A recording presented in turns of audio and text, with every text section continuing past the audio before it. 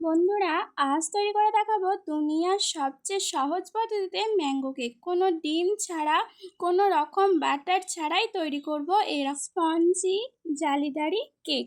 এই কেকটা বানানো এতটাই সহজ যে কেউ একবার দেখলেই বানাতে পারবে। যারা কোনোদিনও বানায়নি তারাও কিন্তু আজ এই রেসিপিটা ফলো করলে একবার হলেও বানিয়ে দেখবেন। কথা দিচ্ছি, বারবার বানাতে ইচ্ছা করবে।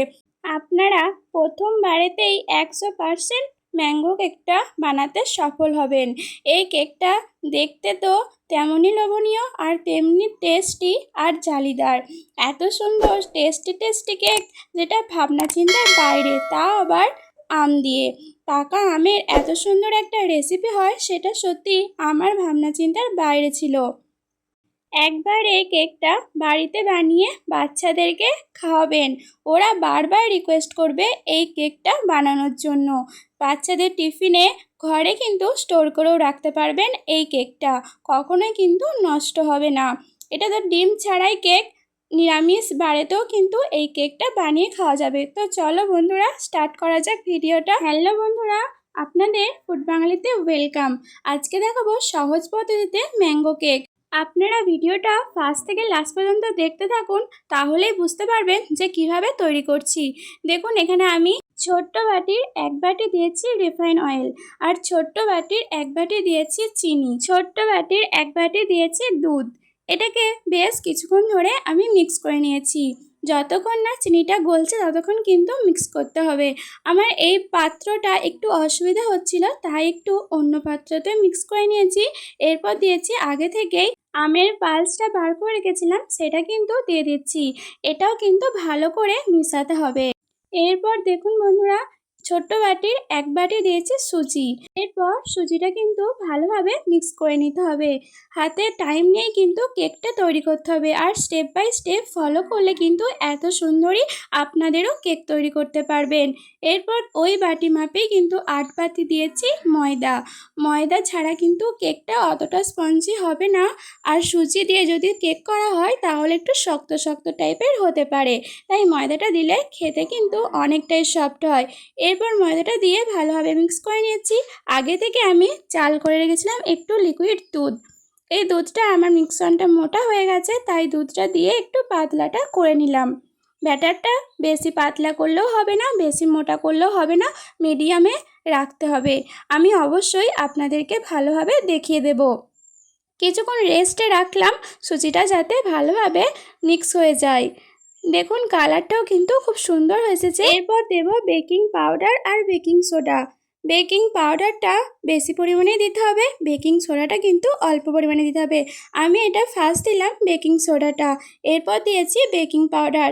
আপনারা নিশ্চয়ই পরিমাপগুলো বুঝতেই পারছেন কতটা পরিমাপ করে দিয়েছি। আর আপনাদের যতটা মিষ্টি প্রয়োজন আমরা কিন্তু ততটা কিন্তু মিষ্টি দিয়ে দেবেন। এখানে আমি কিছু ড্রাই ফ্রুটস দিয়েছি, এখানে কিশমিশ, আর দিয়েছি একটু খেজুর কুচি করে দিয়ে দিয়েছি। আপনারা আপনাদের মতন ড্রাই ফ্রুটস দিতে পারেন। কিছুক্ষণ কিন্তু আরও আমি ভালোভাবে ফেটিয়ে নেব। ফেটিয়ে নিয়ে একটা কিন্তু থকথকে ব্যাটার তৈরি করতে হবে। এই সব সোডা বেকিং পাউডার দেওয়ার পর কিন্তু খানিকক্ষণ রেস্টে রাখতে হবে। এটা খুব ভালোভাবে তৈরি করতে হবে ব্যাটারটা যত ভালোভাবে তৈরি করবেন ততই কিন্তু কেকটা জালিদার খেতে হবে। প্রায় 10 মিনিট ফেটানোর পর এরপর কিন্তু আমি ভালোভাবে ঢাকা দিয়ে দেব। 10 মিনিট পর এই ব্যাটারটা দেখবে কতটা থকথকে হয়ে গেছে।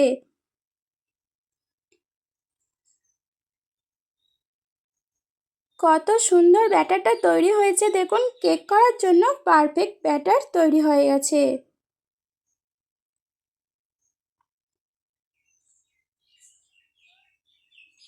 ব্যাটারটা দেখুন কতটা থকথকে রেখেছি। এইরকম পজিশনে এসেই কিন্তু ব্যাটারটা এই রকম থকথকেই রাখতে হবে।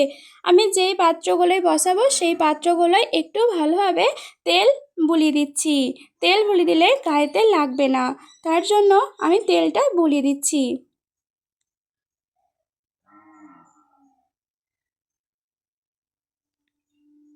এরপর দেখুন সবকটা পাত্রে কিন্তু ব্যাটারটা দিয়ে দিচ্ছি। ব্যাটারটা কিন্তু পাতলাও নয় আর মোটাও নয়। বারবার বলছি, মোটা হলে কিন্তু ব্যাটারটা যত মোটা হবে তত কিন্তু ফুলবে না। এই ব্যাটারটা কিন্তু ভালোভাবে এরপর বসাতে হবে। সমান করে বসিয়ে নিলে কোথাও ভাঁজ থাকবে না, কোথাও পড়েনি সেরকম কিন্তু মনে হবে না। তাই ভালোভাবে হাতে করে ঠুকে ঠুকে আমি ভালোভাবে বসিয়ে নিচ্ছি। সেট করে নিতে হবে আসলে। পাশেতে কড়াটা আগে থেকেই গরম করতে বসিয়ে দিয়েছিলাম, সেখানে কিছুটা পেপার দিয়ে দিচ্ছি। পেপার দিলে আমার মনে হয় বুঝতে বেশি সুবিধা হয় যে কতক্ষণ আর দেরি আছে কেকটা হতে। একটা স্ট্যান্ড বসিয়ে দিয়েছি, স্ট্যান্ড বসিয়ে এরপর ঢাকা দিয়ে দিচ্ছি। আর ওই যে ঢাকনার কাছে ওই ছিদ্রটা কিন্তু কাগজ দিয়ে এঁটে দিচ্ছি, যাতে বাষ্পটা যেন না বেরিয়ে যায়। কত সুন্দর কালারটা হয়েছে দেখুন শুধু একবার, মনে হচ্ছে কেক তো অরিজিনালভাবেই দোকান থেকে কেনা। এত সুন্দরই কালারটা এসছে, তাও আবার ফুড কালার ছাড়া।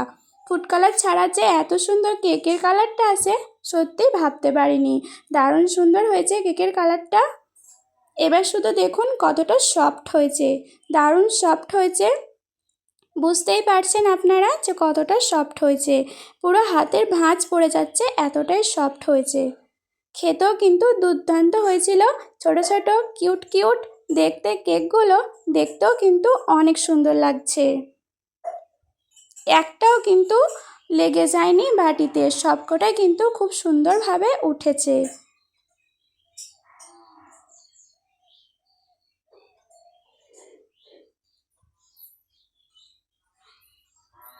এরপর আপনাদেরকে একটা ভেঙে দেখাই, তাহলেই তো আপনাদের বেশি লোভনীয় লাগবে আর খেতেও কিন্তু খুব মন যাবে। দেখুন শুধু একবার কতটা সফট, কতটা জালিদারি কেকটা হয়েছে। ম্যাঙ্গো কেক তো বোঝাই যাচ্ছে যে হ্যাঁ এটা ম্যাঙ্গো কেক। কত সুন্দর কালারটা, কত সুন্দর এসছে, মনে হচ্ছে দোকান থেকে কেনা কেক। আর এই ড্রাই ফ্রুটসগুলো দেওয়ার কারণে খেতে কিন্তু দুর্দান্ত হয়েছিল। তো বন্ধুরা, আপনাদের যদি এই ভিডিওটা একটু হলেও হেল্পফুল হয়ে থাকে তাহলে লাইক কমেন্ট শেয়ার সাবস্ক্রাইব করে আমার পাশে থাকবেন। আর নতুন বন্ধু হয়ে থাকলে পাশে থাকবেন। সবাই ভালো থাকবেন, সুস্থ থাকবেন। আজকের মতন টাটা।